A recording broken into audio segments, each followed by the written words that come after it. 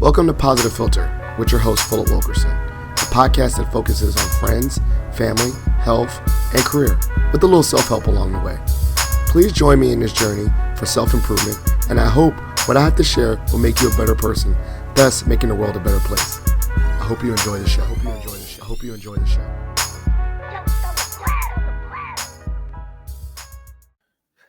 Hello, ladies and gentlemen, boys and girls, people of the world. It's Philip Wilkerson back with another episode of Positive Philter.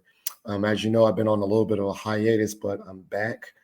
This is a long overdue podcast of my good brother of the A5A, my brother Rob Blackwell, and he's doing amazing things. Well, he's not only doing amazing things within the fraternities, but he's also doing amazing things in his normal 9-to-5 day job. So I don't know how he gets all this done, but he does. I guess that's what alpha men do. But just wanted to have him on the show, share his experiences with technology and his career, and just really share his insights. So, Brother Blackwell, please give the listeners a little bit of who you are, a little bit of background. Sure thing. And you're absolutely right. This is long and overdue, and I'm glad that we finally had our schedules together to get it squared away. So I'm Robert Blackwell. I'm the current CEO of SciTech Services, LLC. It's a business that I founded about 5 years ago. We provide IT services for defense contractors in the Washington, D.C. area. It's a whole journey in how I ended up being a CEO of a company in which I own, but a lot of prayer, a lot of blessings. So, yeah, man, I'm just glad to be here. Glad to, move forward with the interview. So, Rob, were you always, geeking out on technology? Were you always, technologically literate or technology savvy growing up? Or was this more of a new discovery through college or whatnot? Man, always some experience with tech. In our generation, we grew up in the best generation ever. The Walkman, the CD player, the Game Boys, the Nintendo. So always some form of something of technology to an extent. And then on top of, we got exposure to computers, starting with Windows 95 for us.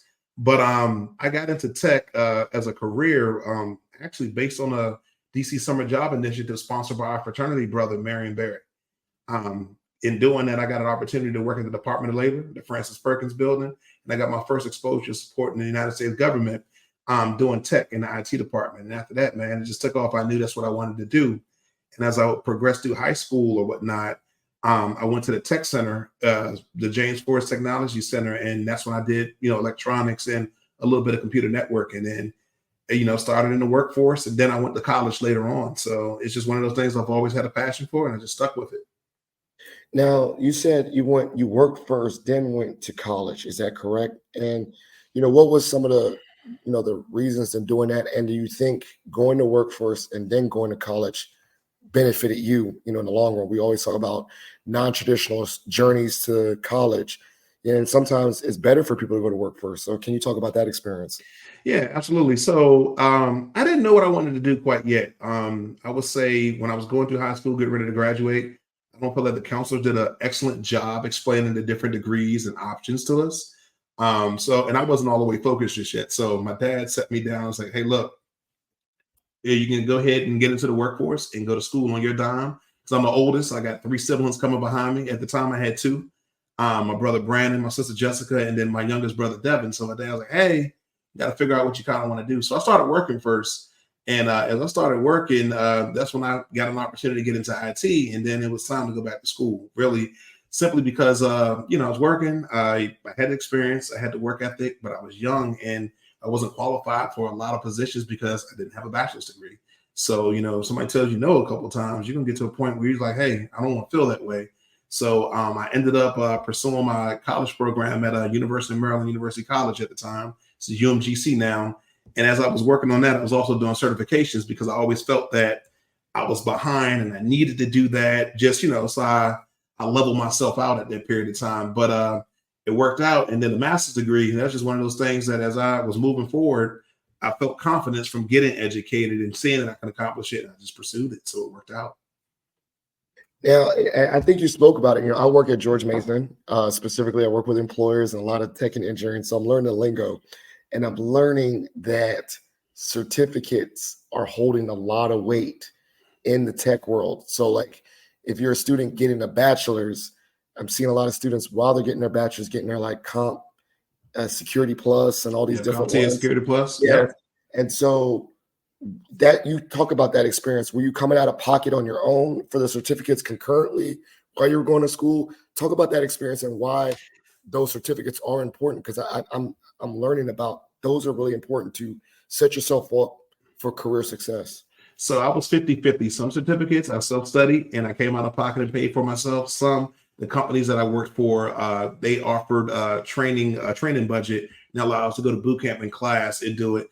And they run hand in hand, because a lot of times if you especially this area where we are, if you're supporting some of these government agencies, yeah, you can have the bachelor's degree, but they also want to make sure that, especially DOD, that you're 8570 certified, which you need a Security Plus or Net Plus or CSSP, or depending on the level of pay, that dictates if you even qualify for the job. So for me, I was double dipping. I was doing both. UMGC also offered like a program to where if I had a certificate in at a certain level, so like Security Plus, I didn't have to take the course. They gave me college credit for it. So, it allowed me to excel and have something to look forward to as I was going through my education. But yeah, man, the certificates are the game in addition to with the degree. Can you explain that number? You said some 80, 70, 80. What's that mean? Yeah. So basically with DOD, I believe it's IAT 8570. To qualify for a job in tech, you have to have this minimal certification. Some positions allow you a period of time to obtain the certification, but a lot of times to be rated at a certain level, you need this certification or a combination of certifications with your work experience in order for you to be eligible. Now, I'm not making a big assumption, but I am kind of making one based on what I see anecdotally at George Mason, is that tech is growing for people of the Black diaspora, but I don't see a lot of Black males, maybe majority or whatnot. Was that your experience in the working world, even in the DMV, which is a very diverse area, or is that just my bubble in education? I'm just kind of skewed. What is your experience in that tech world as an employee? So early in my career as an employee, you see African Americans or Blacks in tech. However, it depends on what type of technology they were doing. You would see them, being fiber technicians or cable technicians or desktop install or help desk, right? But when it was time to do like cloud computing and cybersecurity and some of the, the more sexier things that are, popular right now, it'd be few far in between, the coding, the software development. Because, to be good at those things, you need to start early and often. And if no one's told you, your first exposure to coding is when you come to college, you're kind of behind the curve. So, when I started off, you have them in certain, buckets doing different things. But as I progressed, like when I transitioned fully to cybersecurity, there wasn't many of us where I was currently working at. Now that's changing with some of these larger companies with diversity, equity, inclusion, and some of the stuff that's working out there, hiring a lot of people, and there's a lot of backing behind it. But initially, no. No, and you said like really like if you get to college, you're already behind the game. Like, so have you seen in this area like more investment in high school coding, or I don't know. I'm like, I need to get my kid in it already. He's 9 years old. Like, talk about that early. Like, how does that work? So early, they have a lot of different training sites, and then with the games that they play nowadays too. Even with the Apple, I want to say they offer something called Swift, where it's like an entry level coding that they could do on their own time. My daughter's done some coding early on. She didn't stick with it because she started playing tennis, but she also did some coding. My brother Brandon, software developer, subject matter expert. So when you started early, exposure in the schools, where some of the schools are having you do that. And if you want to step out on your own to pick up a language like Python or something, it's a start, because you're going to need these basic skills as you move into it. And when you take the course, and it's not the first time you're seeing it, it can help a lot. And I know you giving back. I mean, like, speak about your experience in Alpha. Where do you think that our membership and our great fraternity can have a space in that growing diversity of technology? Technology practitioners and technology students. Where do you think Alpha can fit into that? I think we kind of already getting to a point where we transition into that, through our Project Alpha. where we're doing that through our Alpha Academies and our various chapters in different areas, and through our foundations where we offer scholarships and training opportunities. And then like brother District Director Glover did, enacting C2C, which I'm the chair for our district, right? Now we're creating opportunities where we're sitting them down, we're mentoring them. Some other brothers, like Brother Vernon Green, has offered his foundation that he has to his business, where he gives them cybersecurity vouchers and different things like that. So I think we're getting there from a district level. I think as we move higher, as things change, I think they're getting to that place where they're trying to build new partnerships and do that stuff. But it's going to take all of us, man. I think a lot of times, and not just in the fraternity, but just as a culture, we got to understand that it's room for everybody to eat at the table. And every little bit, every seed you sow builds a garden that turns into a forest and everybody eats. So I think that if we get to a point where we operate like this, where it's like an ecosystem, everybody contributes, everybody gets something out of it, I think we'll get there. But I think it's on its way. I mean, I'm hearing two things. One, I'm hearing like this more of a, rather than having a scarcity mindset, we have an abundance mindset, like that we can all eat. And I think that when people work at a necessity, they hold on to information or skills or knowledge for fear that if I give to someone else, that I'm going to miss out, as opposed to someone that has abundance mindset. Is like, if I help them out, they grow, I grow, we all grow. And so, I mean, I think you see that with business and if my business thrives, your business has to fail, but we can have that abundance mindset. And I see you smiling. You agree with that mindset? No. Hey, look, I wholeheartedly agree with that concept. Because once again, sometimes some believe that it only could be one. No, it could be many.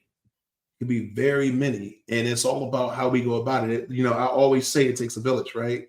And it truly does. I'm not robbed today just because, I had a dream and I had a mother and a father. I had aunts, uncles, cousins, grandparents, friends, fraternity brothers, brothers and sisters, different things like that all poured into me, lifelong friends that all poured into me, right? So I think that, a good example of, the ecosystem, I got my brother Brandon is 10 years younger than me. My brother Devin is 20 years younger than me. My sister Jessica is 13 years younger than me. So I went out first. I was the first to go to college. I went to school online and I learned some things. Those things that I learned with the certifications and the education, I poured into my brother that was 10 years younger than me early. And he got a heck of a head start. He went to college. Whoever thought he was going to major in IT like his brother, right? He's finishing out a master's degree at Johns Hopkins. Fast forward to my sister that I'm 13 years older than, right? She went to George Mason. You saw her there, pledged SG Row and did her thing there, majored in IT. Never would have thought she would have done that. And now she's looking for a grad school. Now, my youngest brother that I'm, 20 years older and who's young enough to be my son, he's a junior in high school, right? And now we got him in coding classes and he just passed his Security Plus about a month ago. Already? So, yeah, already has the Security Plus. Already has the Security Plus. So it's one of those things to where, we got to start building the village up, right? So it's enough for everybody to thrive. And what I'm also hearing too is like, oh my goodness, but like, one of the words or terms that we hear a lot in higher ed is the hidden curriculum. It's like, almost like the veil or the matrix. It's, like for us, it's common knowledge. You're saying all these words in lingo, Security Plus, IT, but what's common is not always common. Can you speak to a little bit, like, I think your family, your little siblings got a head start on that hidden curriculum, but can you talk about your experience, like you breaking through and you're like, wow, like I didn't know this whole world was out there. Like you, like being the first in your family going through that. Can you talk about that hidden curriculum for you? Man, I think first and foremost, it was a lot of prayers said for me, man. I think that's the first. I'm a firm believer for a African-American man, a father is important. I had my father and my grandfather, I had a host of uncles, and then my parents, my mom, and other cousins and stuff around me. So like going through it was good. So I had a good base. But when I looked at my younger siblings, I knew I never wanted to do anything negative that they would have to answer for. I wanted to be, that bridge. Some people like to walk on the yellow brick road. Some people like to build it. I wanted to build it so that they can, off that road, they could build highways or express lanes or whatever they so chose to build off of it, right? So for me, they were like my motivation. And then becoming a father, Now that becomes your motivation because, you're responsible for somebody, speaking to another father, right? You're responsible for somebody. So breaking through the tech, man, I think I'm still breaking through in different ways, to be honest with you. You never stop learning, but to get to where I am now, man, it was one of those things to where trial and error. I got about 20 industry certifications, right? I don't say that to brag, but I got so many of them because I was so afraid that, hey, they're going to see me for not having this bachelor's degree and I'm not going to meet. Well, out of that 20, I probably only needed maybe 5, right? So trial and error, getting out there, trial and error, and then taking chances, taking an opportunity that some people don't want. Because sometimes people, they'll complain. Like when I went into IT project management, I had a lot of coworkers that worked amongst me and they complained about the PMs that we had doing our projects, but no one wanted to step up, right? So one of the mantras that my dad always told me, if you're not going to step up to fix it, then be quiet. So I stepped up and I learned, and that paid dividends. That took my career in a whole nother level where I now knew I wanted to major in for my bachelor's degree, which because I was doing the work, going through school was just so much easier. Like I had to reacclimate myself to the general studies because I've been removed for about 6 years, but doing my major courses towards my degree, oh man, easy. And then just getting opportunities. So just open, a lot of doors got open based on me taking a chance, and then the work ethic, showing up every day, doing what you need to do. As I always tell everybody, what is your brand? Building your brand. When someone tells you, hey, I work with Rob Blackwell, they're going to tell you a couple of things. 1, he's going to show up, he's going to work hard. 2, he'll give you the shirt off his back. And 3, when you leave away from him, he's going to try to make you better, and he expects to grow and be better as well. So the breakthrough part, man, it was a lot of trial and error. It was a lot of prayers. It was a lot of help, but man, it worked out. And then I would say in my field, as I started moving into project management, there were a lot of Black male mentors, like one of our frat brothers, Brother Vern Saunders, who's in our chapter, who's in South Atlanta chapter. He was like our program manager. He was a good mentor. There was another gentleman by the name of Timothy Roberts. And then there was another frat brother by Warren Haskett, and then Chuck Holden. And then I had good friends keeping me grounded, like my buddy Joe. He saw I was young. He saw I was raw. He said that he saw that I had a lot of potential, and he set me down to make sure that I harnessed it in all of the right ways. So a lot of support, man, throughout their journey.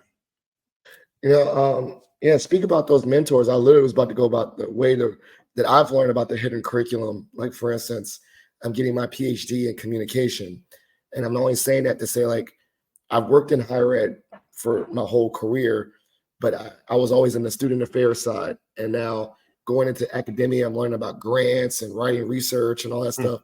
And one way to learn about that was I have a mentor on campus, Sammy Steen, Dr. Steen, and like he's really been a mentor. And it's like just because he has experience, he has patience with me. Can you talk about you dropped a bunch of mentors in tech, how they helped you? Man, just, like I said, I started my career young. I was 18 when I started my career in tech. I mean, technically, I was a teenager with my summer job, but like in the actual professional world where this is my living, I was 18 years old, just not far removed from high school. So I mentioned Joe. Joe was somebody that understood where I was. He's still one of my best friends today, 20 years older than me, but he set me down to harness that energy. So, I didn't let all this energy put me in bad situations, right? Then as I fast forward in my career, I had a buddy by the name of Kasim who also saw potential in me and set me down and harnessed that energy and to make sure that I was doing things right. So I would say the main thing that I got from my mentors was patience and understanding. They saw what I was capable of, and then they harnessed that stuff early on. And then like now, moving into the frat, he's a brother, a friend, and he's also a mentor, Brother GC Mary. He saw so much potential in me to do different things within the fraternity or just with business that was extremely helpful. And the last one I would say too, my line brother Ali, I never had any aspirations of starting a business. Happened by accident. And when it was time to do it, I went to him and he set me down. He said, these are all the mistakes that I made. He said, you're not going to make them. I'm going to sit down and we're going to map it out. Going back to that concept of it's enough room for everybody to eat at the table. It doesn't have to be one. So I would say patience, understanding, and time and perspective are some of the best things that I got from my mentors. And a lot of my mentors are a lot older than me. A lot of my closest friends are a lot older than me. My buddy Floyd, the same way, biblically and in life and spiritually, always sitting down with me, going over different things just to, make sure I stay balanced and well-rounded. Are you referring to Floyd Jones, Brother Jones, or no? That's a different Floyd. No, this is a different Floyd. This guy, this gentleman. That's my man. This gentleman's name is Floyd Hawthorne. Yeah. Now, what brought you to Alpha, and how did that journey start for you? Man, so Alpha, the brother I mentioned earlier, Vernon Saunders, he is our program manager for Verizon FNS. We switched over to Jacobs. I used to watch this brother move. He took care of his people. He spoke, where things could be terrible, but after you speak to us, everything gonna be all right. Sometimes I used to call him our version of Obama, right? So then he had his lanyard on one day, and I asked him about it because, I grew up in DC, didn't really have a lot of Greek exposure. Then when I moved to Southern Maryland, you would see the women, but you never seen the men. So it's like, okay, very limited exposure. I thought, they just partied and hung out and did all this other stuff. And I was like, but then I saw him in work, operating like an alpha, and I just looked it up myself. But you know what the kicker was? I didn't have a degree, so I had to wait. I found out about that probably my second year into my degree. And I'm like, you know what? I got to finish this in order to do this. There's no way I can do this without my degree. And once he exposed it to me and I started looking it up and researching it myself and started seeing the history, Martin Luther King, Thurgood Marshall, Charles Hamilton Houston, Garrett Morgan, all these different people that had a key role in the things that we've done as African Americans today, man, it just motivated me. Then when you talk about the story after the Niagara movement, how we got founded, like if that don't move your spirit, I don't know what does. So, man, after that, I was sold. So I just had to do it. Hey, that's the, I know very well, like you hit the ground running in regards to leadership within Alpha. Can you speak to how, like, your background in IT, your work ethic, that prepared you? I think that, like, a lot of people think, you bring Alpha brings a lot to you, but you bring a lot to it, right? Like, you already had pre-existing gifts and experiences that you contribute to this organization. Can you talk about your experience? Like, I did project management, so I knew I could be a chapter leader. Like, Talk about that, like that kind of stuff. So, like, the base of my work ethic, man, come from my grandfather, man.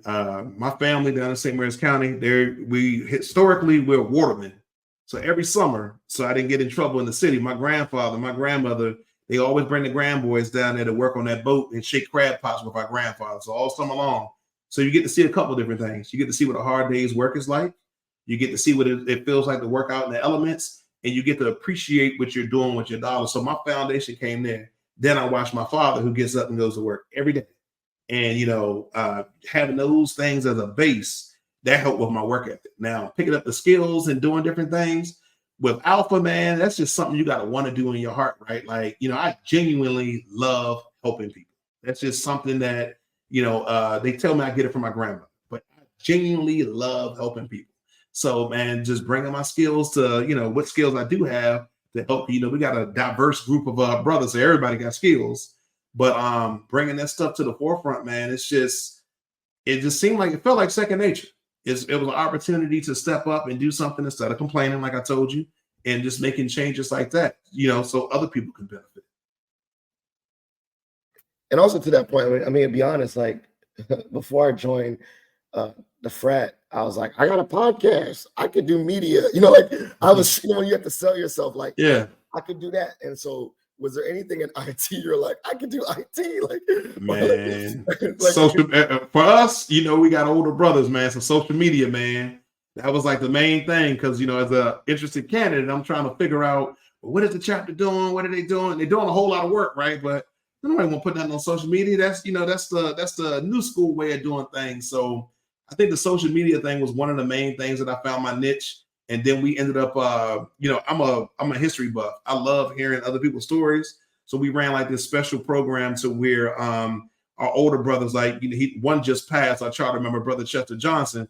At least we got his story recorded of him telling us his perspective of Alpha and how he went through different things, because a lot of history there, he crossed in the 50s. I want to say either 1954 or 55. So that's a lot of history there. Jules was still alive. So we ran some things like that. And, and then we pulled off a probate video when I was the dean, because, that's something we weren't really doing, but we did like a little neophyte presentation video. So just using the skill sets. And I had a lot of brothers help me with that stuff too, using those skills to make things happen. That project management. collaborating, bringing people together. Yeah, I mean, you already know. I mean, we're on that. Like, I'm thinking about more media. We did the recording for Voteless People, and like, Yep. and I did the same thing with Recording Brothers. And like, I think about it now. It's like, okay, in the grand scheme, I could bring. I was intimidated because I remember my first information session, like where everyone in the chapter stood up. I was like, everyone already had degrees. Everyone already had masters. They were like, Yep. That's not gonna be unique. Like, that's not Oh. gonna be a seller. Like, oh, I got a master's. Okay, me too. So I had to think about what individually could I contribute to this like very esteemed group of people. And so I was like, literally, I said that like I could do podcasts or I could do media or like Man, it's funny. stuff like that. So I think about that all the It's time. funny you say that, right? So like, you stand up and I'm so and so. I went to school here and there. Everybody got a degree. That's one thing about going through, the process of trying to join. None of that stuff matters. It strips all of that, and your character as an individual and your true talents are being assessed. So I think like that's the piece. If I would give anybody words of wise, we already got doctors, already got lawyers, got IT and business owners and educators, and it's down to what you bring to the table. So, I think another part that I want to kind of pull out from this interview is, like I said, going back to you are really, I already know DJ will co-sign that you're really a brother for the college brothers, one that wants to see them grow and invest in them and help them. So as we think about that, what are some things that we can do as alumni brothers to help our college brothers, particularly with the IT stuff too, Man, I think first we gotta empower them to lead. That's first, and two, sometimes you gotta meet people where they are. Just because Rob or Phil is at this particular period in their life, 15 years ago, 10 years ago, we weren't, right? So I think sometimes we got to dial it back a little bit and understand where people are, and then understand that at that level where they are, things have changed, right? The surroundings. We talked about social media just a second ago. The campus life, a lot of things and factors have changed. So I think one, empowering them to lead, giving them confidence, building them up, and then two, understanding where they are, and then being a safe space for them. I mean, they're gonna mess up, they're gonna do great. That's no different than being that big brother, but also treating them as an equal. I think if we do all those things and stay consistent, it can help move things forward. As far as like the IT stuff, we're already kind of doing that with C2C, but hey, it goes both ways. They also have to reach out to get some information too, right? I can't, or any other person can't, if you don't open your mouth, we can't feed you, right? We don't know. We can't, not mind readers. If we were, we'd be rich. But yeah, man, I think it goes both ways. But at the end of the day, if it's from our aspect, we got to empower them, let them lead. And then the best leaders know when it's time to follow. Sometimes you got to step to the side and allow them to lead and be that silent partner instead of the one out in front. Yeah, I love that. And just for the audience, I don't know, I think we said it earlier, but can you reiterate what C2C stands for and how that's helpful for college brothers? Yeah, college to corporate life. Basically, C2C is a program that the fraternity runs as a whole, and then we really start putting emphasis on it in the district to help these brothers transition from college into a corporate position, with emphasis on them maintaining the job, getting exposure to investments and different things early on, because a lot of people don't realize that the cost of life insurance is cheap when you're young. They don't realize that you need other investments and how to set up their 401ks and Roth IRAs and all these different things. So we do an interview prep too and resume prep, just getting them squared away and pointing them in the right direction. Because as we mentioned earlier, our fraternity has a very large, diverse group of brothers with different skill sets. Now, I talked to you about giving my brother some information 10 years earlier than I got it, right? If we do those same things, and that's what we're doing in C2C, hey, sky's the limit. So my thought, another thought that I had come to my mind is, thinking about, like I said, we already talked about diversity in the workplace, but thinking about diverse, like, I had a thought and I totally lost it.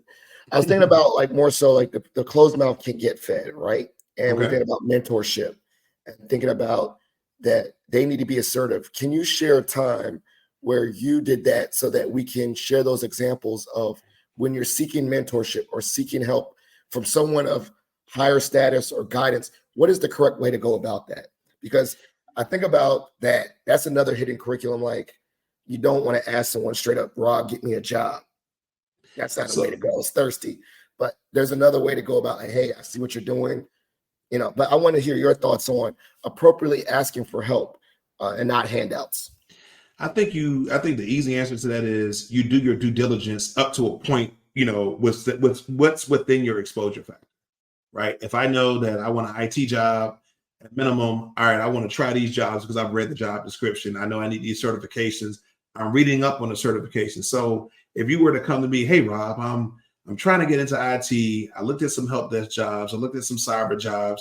I see I need a security plus. I see it costs this much. I may not have the funds. Do you have any other ideas of what it is that I should be doing? And go like that. Somebody like me would probably pay for your security plus exam. I will get you the resources that you need and probably sponsor your test. Because once again, it takes a village. And Proverbs 27:17 says iron sharpens iron. So if you do your due diligence up to a point and then you come correct, willingly wanting to know as a sponge, man, anybody will help you. Most people will help you. But if you just show up and, as expecting something to be given to you and you haven't done any work and you're not prepared to do any work, odds are folks are going to see through it, right? Because a lot of people come to folks of a certain status with help. It's almost like somebody trying to join a fraternity, but they never looked at our website.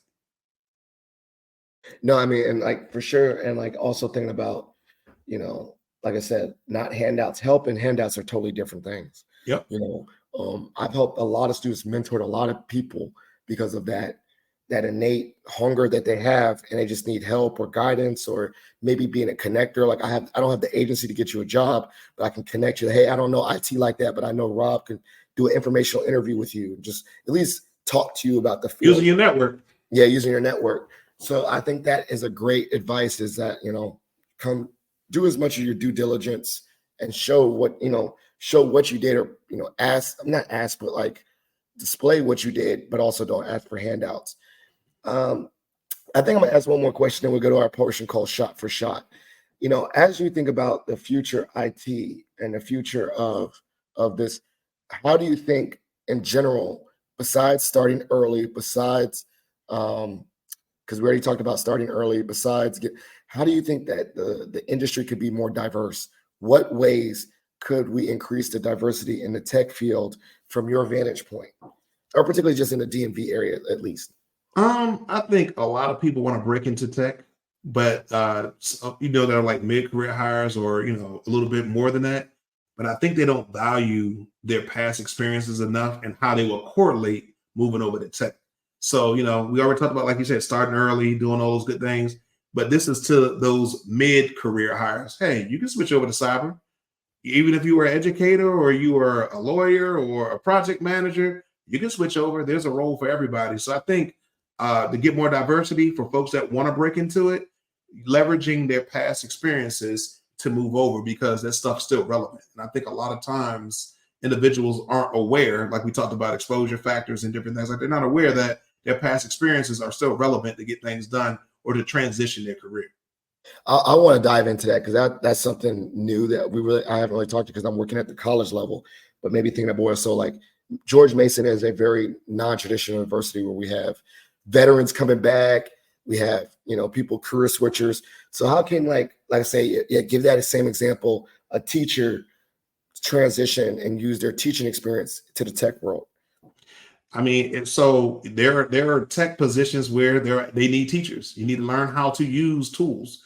There are vendors, through Amazon and Microsoft and several others that, hey, you got to go on site and train these people in how to use this stuff, right? And teachers are what? They're basically trainers, right? They're teaching you a curriculum. They're educating you on its use and what its purpose is. So, I mean, that's a good example for an educator, right? Like, hey, they need trainers. They need people that can write the documentation out.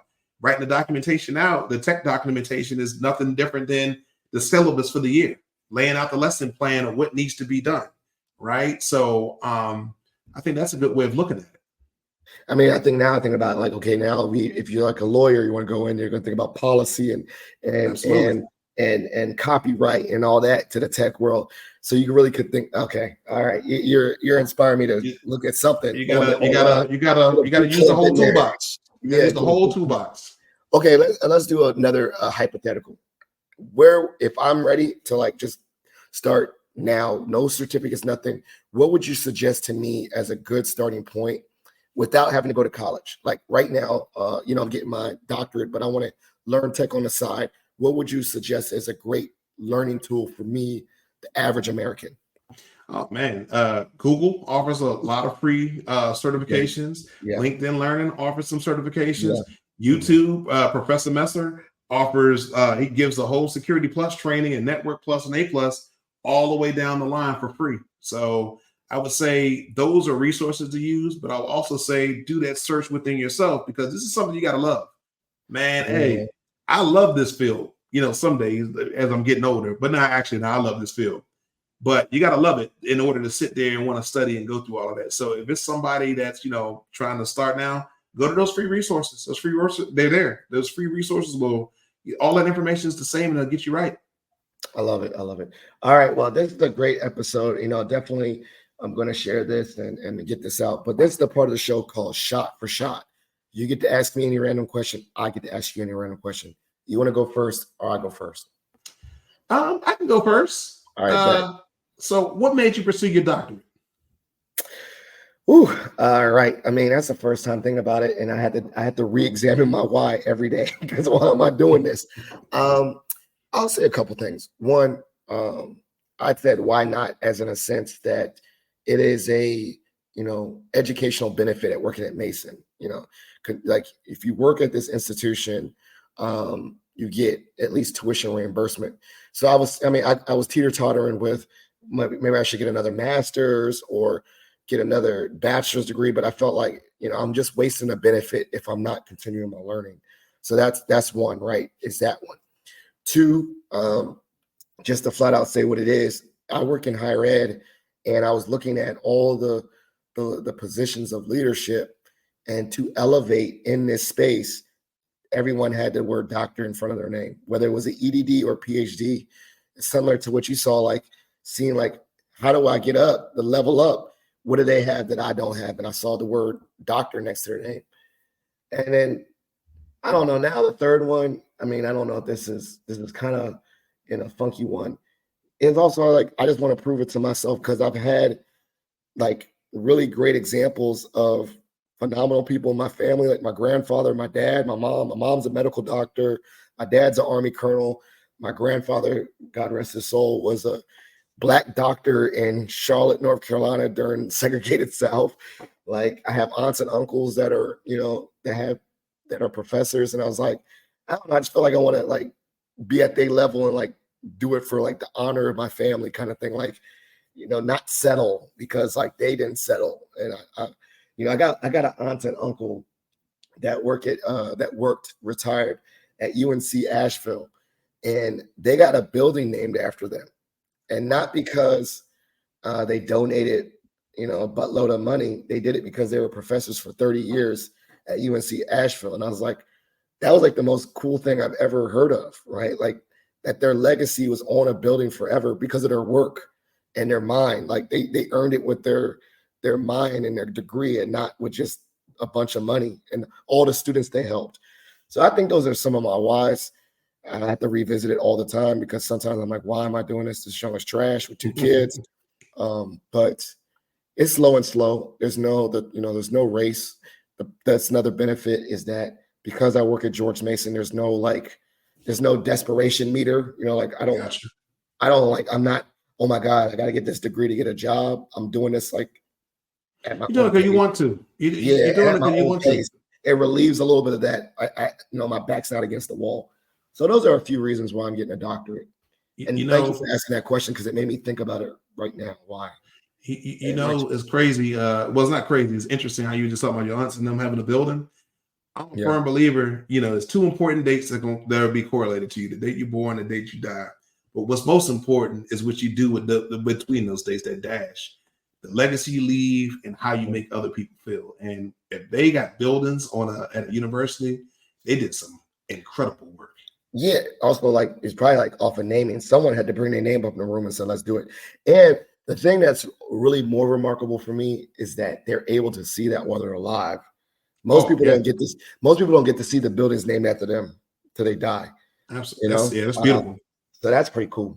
And I don't think they're going to do anything to get canceled. So they're not going to get it scrubbed off. You know what I'm saying? Like, they're really good people. Like, easy to get canceled nowadays. No, I don't know. I think they're good. They're good folks. They didn't do nothing crazy. All right. So I know you don't live in a world of live in a life of regrets. You know, I know that. But if you could go to college right out of high school and have that college experience, where would you go and why?